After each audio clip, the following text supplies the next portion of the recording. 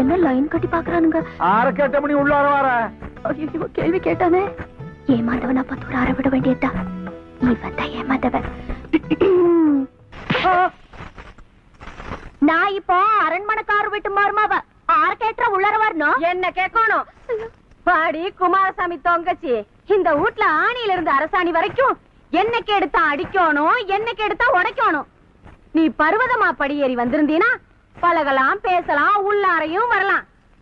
ஆனா இந்த வீட்டு மருமகளா மனசுல நினைச்சிட்டு வந்திருந்தீனா மரியாதை கேட்டு போயிரு, வெளியே போயிருக்கன்னு. நீங்களும் இந்த வீட்டு மருமாவதான். பெரிய மகாராணி மாதிரி பேசாதீங்க. ஏண்டி எடுவட்ட நாயே, யாரடி பேசாம இருங்கிற? வெட்டி பயலுக்கு கழுத்து நீடி போட்டு வரசா பேசுறியாக்கு நீ. வெளியில போடி. வெளியில போறதுக்கு நான் ஒண்ணு விவரம் கட்ட இல்லைங்க. எனக்கும் உள்ளார வரத்துக்கு உரிமை இருக்குதாக்கு. அதுக்கு அடையாளமா இந்த அரண்மனை வாரிசு என்ற காலத்துல கட்டின தாலி இருக்குதுங்க. வாரிசா? பைத்தியக்காரி. இந்த அரண்மனைக்கே ஒன்னே ஒண்ணு கண்ணே கண்ணுன்னு என்ற பொண்ணுதான் வாரிசு, வேற ஆம்பளை வாரிசே கிடையாதுன்னு அரண்மனைக்காரி என்னைக்கு அடிச்சு சொல்லி போட்டார். வந்துட்டா.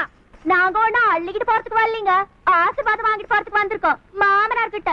எது ஆசீர்வாதம்? நல்ல வீலுக்கு, நாசமா போற வீலுக்கு இல்லடி. கொஞ்சம் நாக்கடிக்கு பேச நாகரிகமா இருக்கும், இல்லன்னா நாறு போறாமா. யார பாத்துடி நாக்கடிக்கு பேசுங்கிற? போடி